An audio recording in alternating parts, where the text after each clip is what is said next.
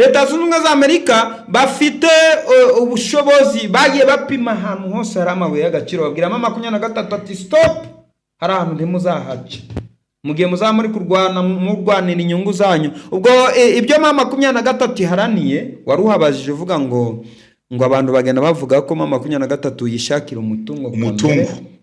Oya ntabwo ari byo, kuko umutungo urimo amabuye y'agaciro, uri mu biti, uri mu butaka bwiza, ufite ba nyirabyo. M23 ifite izindi nyungu nyinshi iri gushaka, zirimo uburenganzira bw'abaturage ba Kivu y'Amajyepfo na Kivu y'Amajyaruguru kwisanga bimwe uburenganzira iwabo, bimwe uburenganzira buri mu buyobozi, burimo ibikorwa remezo no guhagarika ubwicanyi bagenda cyane cyane abo mu bwoko bw'abatutsi. Yega amahoro amaze imyaka 30 yarabuze. Ubona ko M23 kuba yashaka umutungo nabyo byabamo, kuko ni ngombwa kugira ngo izabone kwiyobora abaturage, kugira ngo abaturage bazisange mu byabo. Nebyo reka tuve kuri ingingo. Yego Kinshasa ishyano riraguye, byanze Tshisekedi yongeye gukora ikintu cy'intare. Bakizi icyo kintu se bavuga, namaze kubyumva. Igize gutya ifunze abandi ba ofisiye. Yego nyuma y'aba general Chiwewe bari Ndoro, aracyari Ndoro, General Christian Chiwewe. Hari aba generale benshi nituvuga arenga mu 50 bamaze ko 64 bose baracyafungiye muri gereza y'Amakara. Abitwa ba Mayanga w'ikirangirire muri Wazalendo uvuka Masisi ahitwa Nyamitabo arafunzwe. Hari detention y'aba generale bose bavuka Masisi, abatarafungwa nabo ejo ushobora kumva ko bafunzwe. Urabona nk'uyu yego witwa Ndoki yari gihangange mu mirwano ya 2024. Ni Colonel Justin Ndoki. Uyu ukomeye cyane akunda kwita General Mandos. Ahubwo niwe wungirije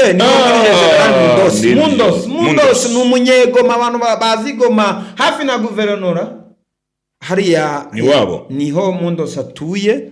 Ubari Kinshasa barafunzwe bombi.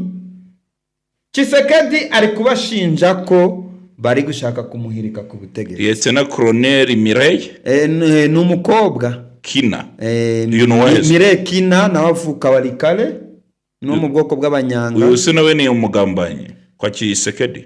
Bari gushinjwa ubugambanyi, bamwe bari gushinjwa ko bifatanya na FC23. Yego noneho trace zo gufungwa kwa benshi muri aba bagabo, muri aba basirikare, muri aba ho grade ba gouvernement, abenshi bari gushinjwa ko bafitanye collaboration na Joseph Kabila, kuko yarabakoresheje nka president w'igihugu.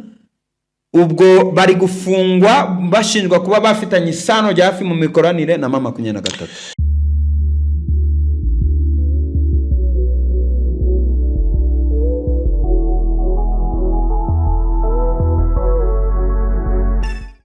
Nanone twifurize ibihe byiza, twifurize gutangira icyumweru neza, twifurize gutsinda mu byo ugerageza gukora byose. Umukunzi wa Connect Media TV n'uwa mbere w'icyumweru, turi tariki 16 ukwezi ko nuko wa kabiri umwaka wa 2026. Tugarutse muri studio kugira ngo tuze kuganira amakuru. Haravugwa byinshi hano muri Repubulika Iharanira Demokarasi ya Kongo.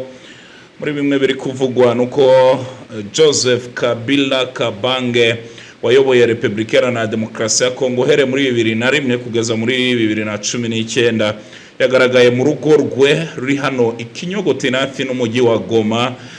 Nanone turakubwira ko abacancuro benshi basesekaye muri Kivu y'Epfo bararwana ku ruhande rwa AFC rwa AFC nagare AFC mutubabarira, ahubwo ni ku ruhande rwa leta ya Kongo. Ese abacancuro biraza kurangira bite? Blackwater aba barahageze, arabandi baje bavuye mu bihugu birimo Ubirigi, Ubufaransa, bose barashaka kurwana ku kibuga cy'indege cyari ya Kisangani. Turakubwira ko Kinshasa ibintu bibaye bibi cyane nyuma yaho hari kudeta nyinshi zagiye zipfuba cyangwa se ziburizwamo. Abandi ba generali n'abakoroneli batawe muri yombi kuri uyu munsi none muri gezweho hariya Kinshasa. AFC M23 yagabweho ibitero bikomeye cyane yari muri Fizi ahitwa Mbunyi, turabigarukaho. Drone zirasakuriye cyane muri Peti ni hara Warikare, ibintu bibaye bibi cyane kuri uyu wa mbere. Hari ama operation akomeye AFC 23 yakoze, ibiganiro biratangira kuri uyu wa kabiri hariya i Rwanda by'amahoro. Hari insinzi kuri AFC 23, ese birarangira bite? M23 ishobora kuva muri ibice yafashe? Byose ndabisesengura n'umunyamakuru w'umwuga, umunyamakuru wacu ukorera hano muri Repubulika Iharanira Demokarasi ya Kongo, na wundi yitwa Blake Pascal aka Balaka, Kivu News. Komera cyane Joe. Meze neza? Yego. Nakubona rwose. Iyo ni visit Kivu. Kivu? Yego. Hari visit Masisi, visit Ruchuro, visit Kivu. Visit Kivu bwo ni abantu bagenda bazenguruka mu bya tourisme baja muri Kivu zombi mu bice byamaze kubohozwa na M23. Niwe se mugamije iki?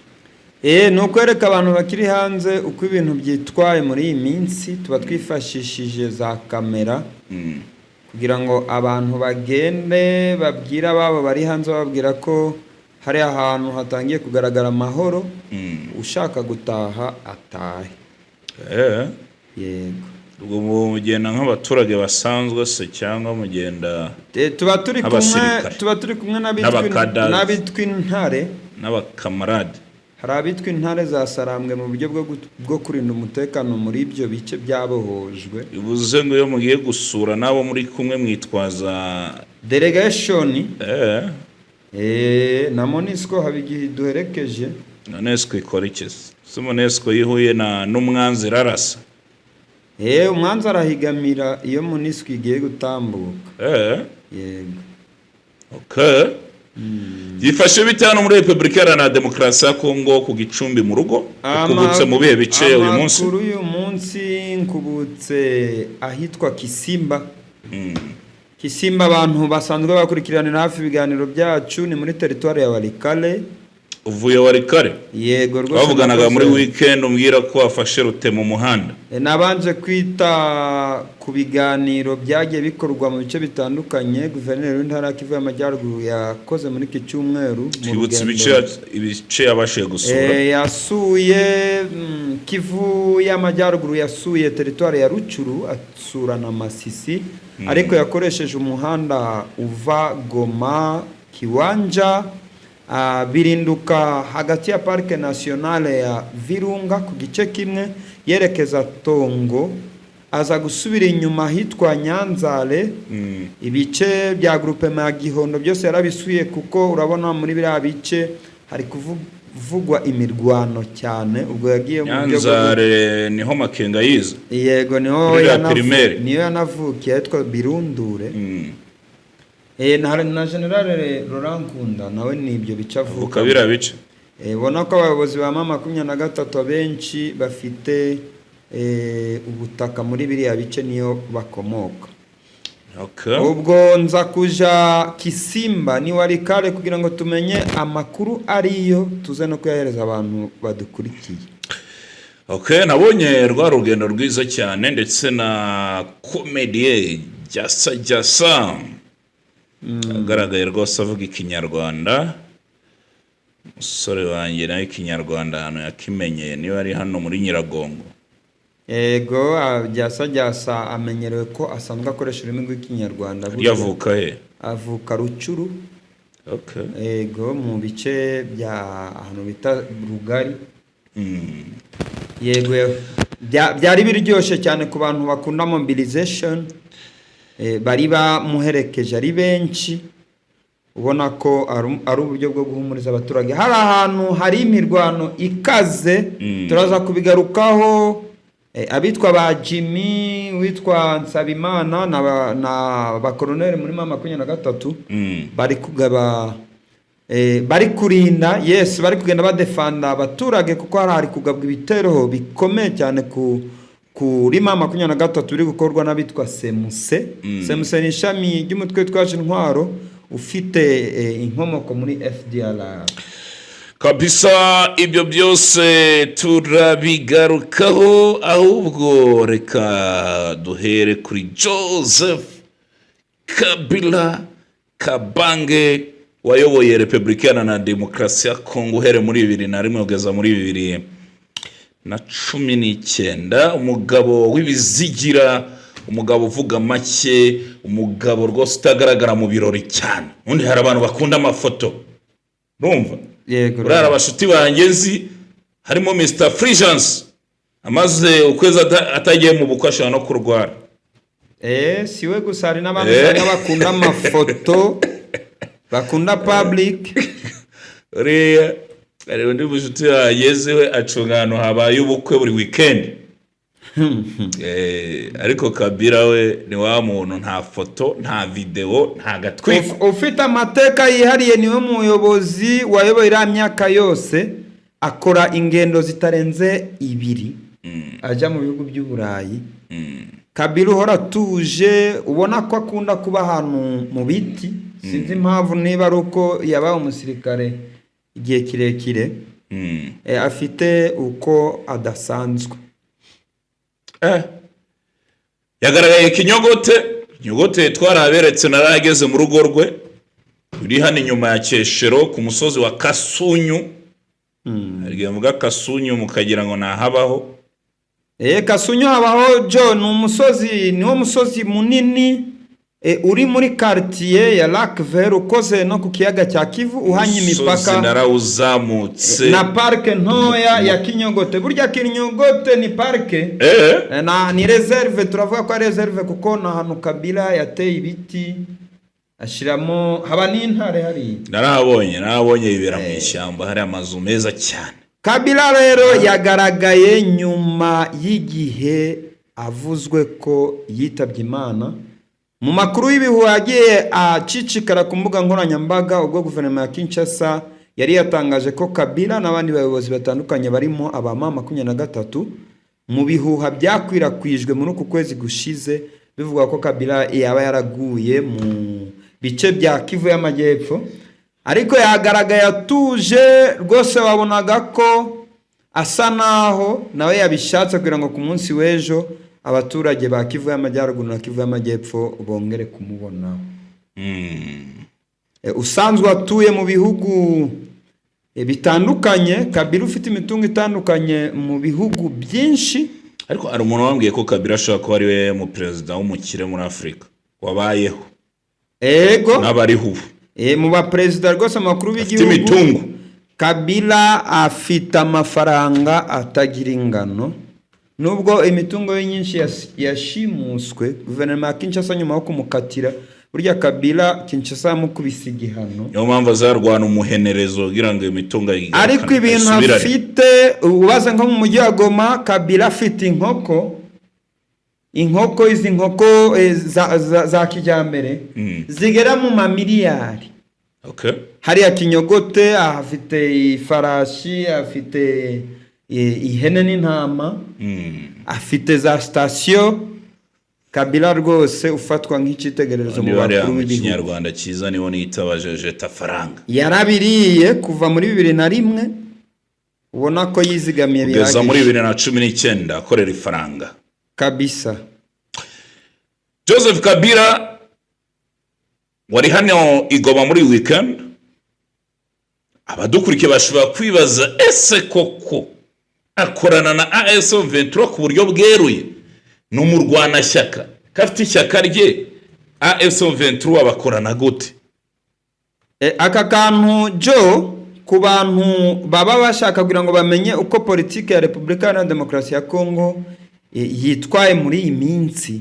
Kabila nyuma yo kurekura ubutegetsi muri 2019 bufata Felix Antoine Tshisekedi uriho n'ubu kuri manda ye ya kabiri, Joseph Kabila afatwa nk'umuperezida wa mbere muri Repubulika Iharanira Demokarasi ya Kongo wemeye kurekura ubutegetsi mu nzira nziza. Muri iyi minsi kubijyanye n'intambara zikomeje kuvuza ubuhuha muri Kivu y'Amajyaruguru mu burasirazuba bwa Repubulika Iharanira Demokarasi ya Kongo, Kivu y'Amajyaruguru na Kivu y'Amajyepfo, Kabila ameze nk'umuhuza, twamwita umuhuza kuko abantu baracyamufitemo icyizere cyo kuba yanagira n'amahirwe yo kuyobora iki gihugu cya Kongo, akayobora ibihe bice, akazayobora ku yindi manda, akayobora n'ibice bigenzurwa na M23. Yego, mu gihe hazongera kubaho amatora Kabila ashobora kuziyamamaza. Ibi byo byamaze no kwemerwa, ariko nizere ko icyo gihe hazaba haragiyeho leta yigenga ya Kivu.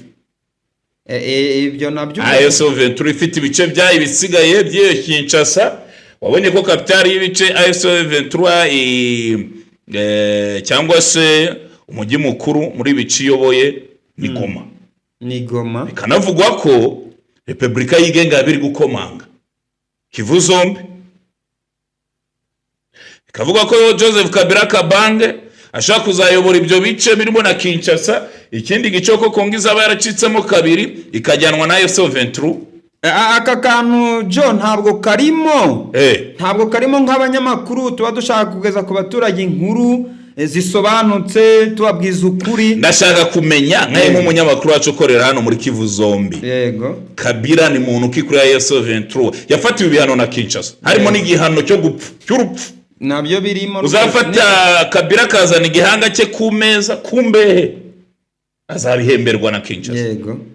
Agaragara mu bice bigenzurwa na M23, ni yakwerekeza mu bice birimo FARDC biyobowe na Tshisekedi. Kise icyo bisobanuye kuba Joseph Kabila hari ahafitaniye isano rya hafi na mama 23 muri bihe by'intambara, cyo kirahari. Joseph Kabila nk'umuhuza wo guhuza abantu bose bafite ibibazo babaza Kinshasa, abatavuga rumwe n'ubutegetsi, Kabila akaba ari we mutwe urimo. Gusa ku ruhande rwa mama 23 Kabila afite icyo asobanuye, niwe jisho cyangwa se niwe muntu uhari mama 23 bigenda ivuga ati uriya bibaye byo kuvuga ngo haboneka umuyobozi, Kabila niwe watangwa nka president wa Repubulika ya Demokarasi ya Kongo. Ni nayo mpamvu Kinshasa yahise mukubita ibihano, kuko Kabila mbere yo kugira ngo agaruke muri ibi bice byavugwaga ko ari utanga imbaraga mu bijyanye na logistique. Urumva? Mu bijyanye na logistique kuba mama 23 igenda igura ibikoresho yiyongeza imbaraga. Ari wowe uri leta ya Kinshasa bihakana se?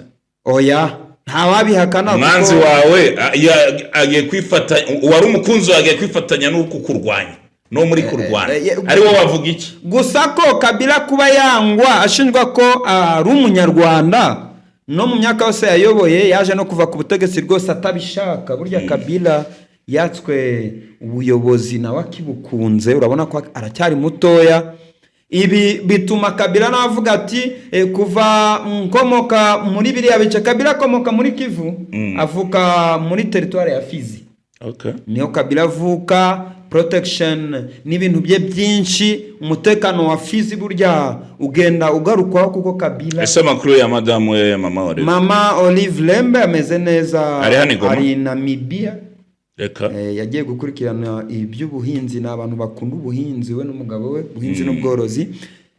Nawe akomoka hano bita Kiroche, ni urenze Sake gatoya, niho Mama Olive Lembe avuka. So reka tuve kuri ingingo Kabila ari hano, ari mu bice bigenzurwa na M23, bigaragara ko bafitanye n'imikoranire nubwo ku ruhande rwo, ariko nanga yigeze bigarukaho avuga ko ari umufatanya bikorwa. Yego, ni partenaire.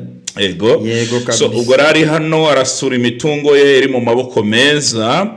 Ni mu gihe twe tuvuze kuri Kabila, abacacuro benshi bakomeje kwerekeza Kivu y'Epfo. Ibi tubivuge neza, abacancuro hari abacancuro bagenda Baraka nyuma ya Blackwater, ingabo za Tanzania, Abarundi, Ububirigi, hiyongereyemo abacancuro b'Abafaransa basesekaye Kisangani muri weekend tuvuye. Yego, hari n'abandi bamaze guca inzira ya Kamituga bavuye Tanganyika, barimo n'Abanya-Israeli. Kinshasa yakoresheje abatoza bakuru babandi batoje yitwa Unité Tigre muri FARDC, yiganjemo n'abakoresha Kinyarwanda, bagiye babarokrite muri Kivu y'Amajyaruguru na Kivu y'Amajyepfo, mu bansiye kombata ba FDLR abo nabo bagaragaye baje kurinda umujyi wa Uvira, mu gihe imitwe yitwaje intwaro coalition za Wazalendo ziri kwenda zitangaza ko zidashaka abari bo bose bazaza bavuga ko baje muri CRG muri zangabo ziratoranywa zo kurinda umujyi wa Uvira. Deployment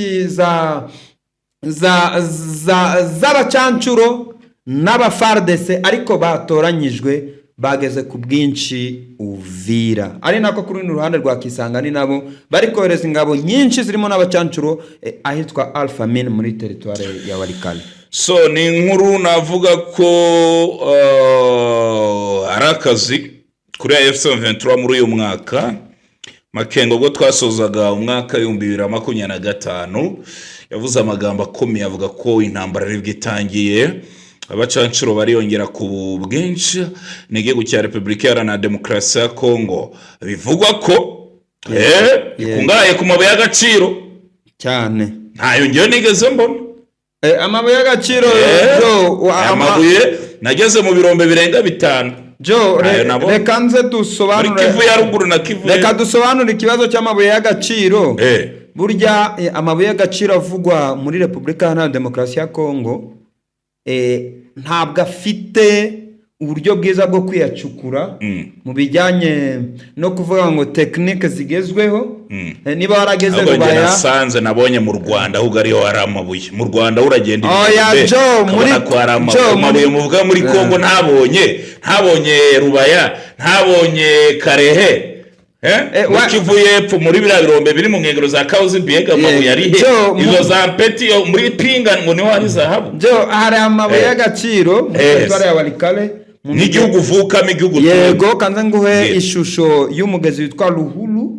Hasanzwe muri iki gihe hayobowe na FDL na Wazalendo. None hariya niho bajya batubeshya. Haba amabuye y'agaciro uraza ngukafata ngukajya mu mugezi ngukarunda amabuye. Nukuri zahabu. Reka ngohereza amakuru ya Walikale. Icupa rya Mitsingi, iyi Mitsingi nini Walikale, hari amabuye y'agaciro rigura amadolari 18. Bitewe nuko hari amafaranga, hari amabuye y'agaciro. Icupa rya Mitsingi rigura amadolari 18 yo mu Rwanda. Ikiro cy'ibishimbo kigura amadolari 6. Ubona ko n'abantu bafite amabuye y'agaciro. Ayo mabuye ari he? Mbwira ibicarimo muri Walikale. Ahantu bita Mbombi. Village Mbombi. Ibyo bice biragenzurwa nande muri Walikale? Ibyo bice muri iyi minsi biyobowe na Wazalendo witwa NDC Renove, umutwe witwa NDC Renove, ari nabo basangwa butaka hariya barahavuka. Bari kumwe n'abashinwa, exploitation zirikorwa n'abashinwa hariya Walikale. Hari ahantu ugera mu mugezi ugafata zahabu barayora. Hari n'ikiyaga kigenda gihinduranya amabara bivuga ko habamo mercure ahitwa Rusamambu. Hari umusozi muri Walikale hari ikiyaga. FC23 nifata abantu ushaka kuzajya. Mama 23 inyotewe kuzagera hariya kuko niyo target kuzahuza Ikobo na Bushimo mo hagati. Mama 23 shaka umunsi umwe kuzagera kuko hari amabuye y'agaciro atagira ingano. FDL niho yakuye imitungo. Shaka ugira ngo tuzakora icyo kiganiro Baraka. Tuzabigaruke tubereke ese nutuye duce koko dukungaye kuko Amerika Kisekedi avuga ko yarangije kwemera ibihugu bitandukanye amabuye. Amerika nta yindi mvugo ya Donald Trump, intambara narayirangije mu mamabuye yanjye. Njye nageze Rubaya aricyo kintu kinanjyanye. Ndayizengurukanye maramo n'iminsi. Kare ibi bice bya Kivu ya ruguru ntago nageze Walikale. Ariko niyo za Rucuro nahe umuntu yagiye yasimbukirayo. Ariko ayo mabuye numva yuko nari bitekerezaga, numvaga ko urenze uwari wese umujyi wa Goma agenda agahita toragura amabuye no mu mugezi. Amabuye y'agaciro muri Repubulika Iharanira Demokarasi ya Kongo, Kivu y'Amajyaruguru yonyine ifite 70% by'umutungo w'isi wa Kolta. Yego. Rubaya hariya wageze nuko amabuye acukurwa mu buryo budasobanutse, ubona ko abaturage bagenda bahapfira. Ariko Rubaya ifite Kolta, ifite casterite na mangano bidafite urugero ku buryo ko ibyari kuzakiza abaturage bavukari. Ariko kuko ubona ko ibibazo by'intambara wari ukomoje kuri Donald Trump, yamaze kurangiza intambara mu buryo bw'ubucuruzi, kuko kuri uyu munota leta zunze za Amerika zemerewe kugura 50% by'umutungo kamere wose wa Repubulika ya Demokarasi ya Kongo. Mbere se uko byari bimeze? Oya, isoko ryari rifite Abashinwa n'Abarusiya n'Abakanadi, yego, gusa ko mu masezerano y'ejo bundi yasinywe hagati y'ibihugu bibiri, Repubulika ya Demokarasi ya Kongo n'igihugu cy'u Rwanda.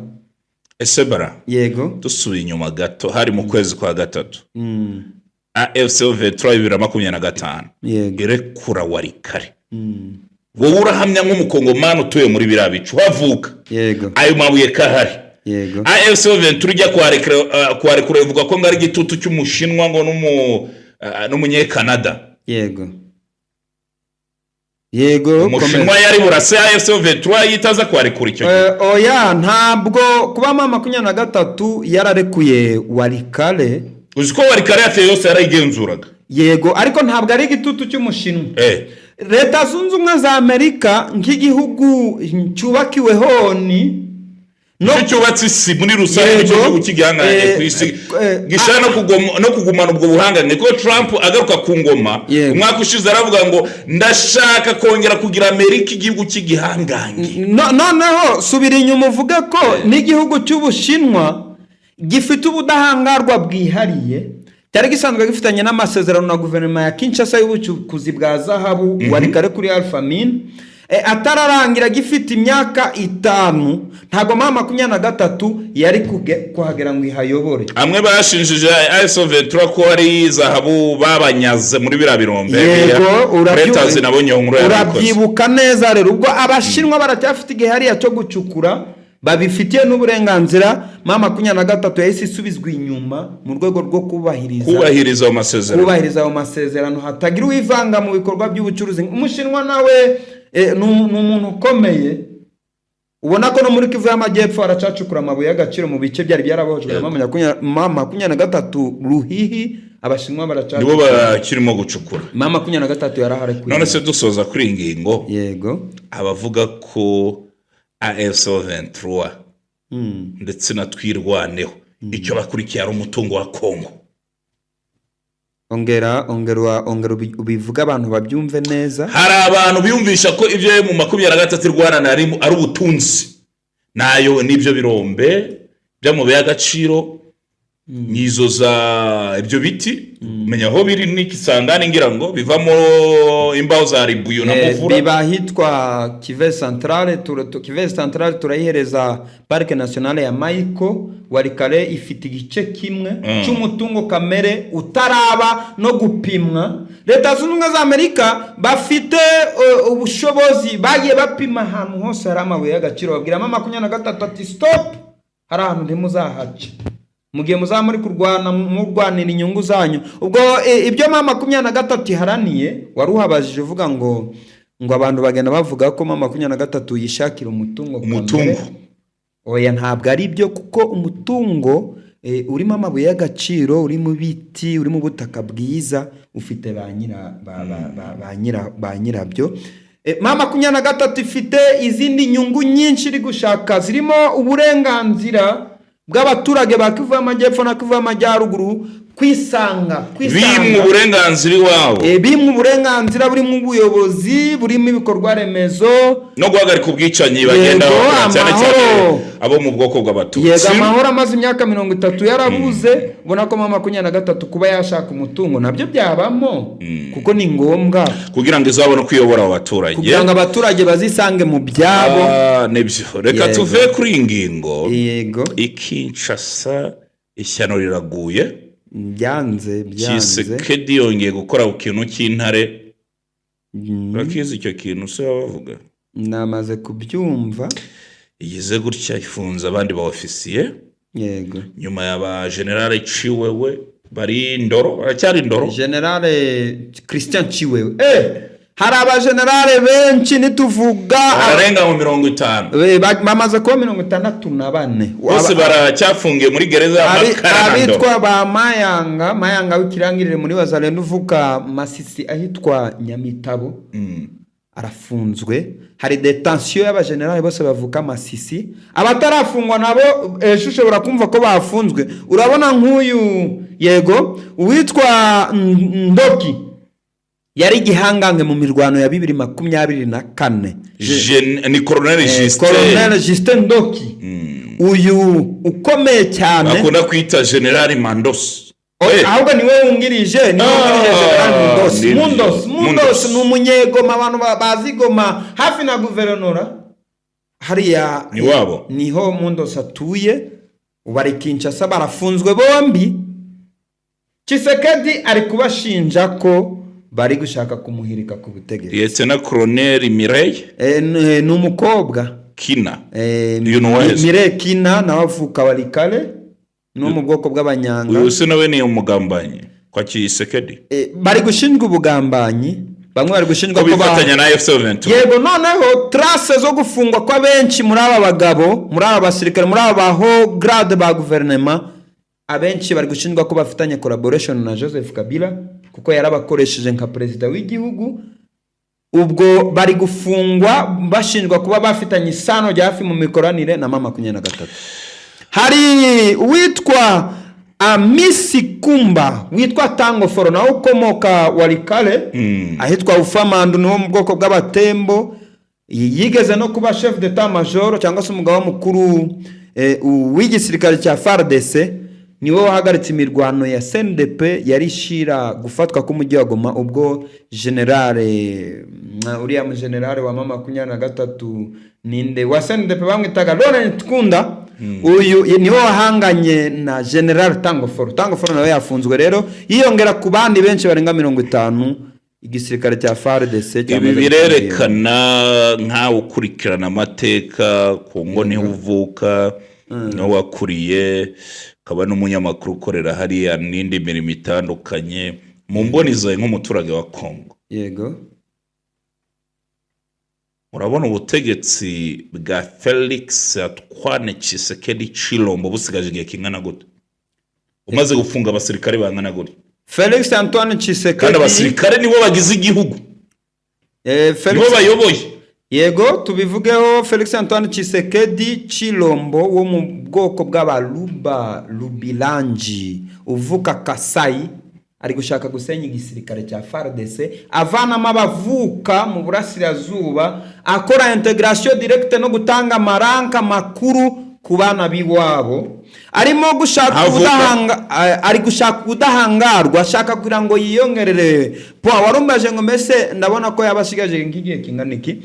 Tshisekedi Tshilombo afite amahirwe yo kuyobora iyi manda akayirangiza nta umuhagaritse, afite nandi mahirwe yo kuzayobora hateganwa ko haba amatora kuko iyi ni manda ya kabiri. Ubona ko aracyafite igihe Felix Antoine Tshisekedi muri iyi minsi ntabwo asanzwe, ari kugenda yiyubakira ubushuti n'ibihugu byo hanze, abiha amabuye y'agaciro, abiha ku gafaranga. Ubona ko aracyafite igihe rwose.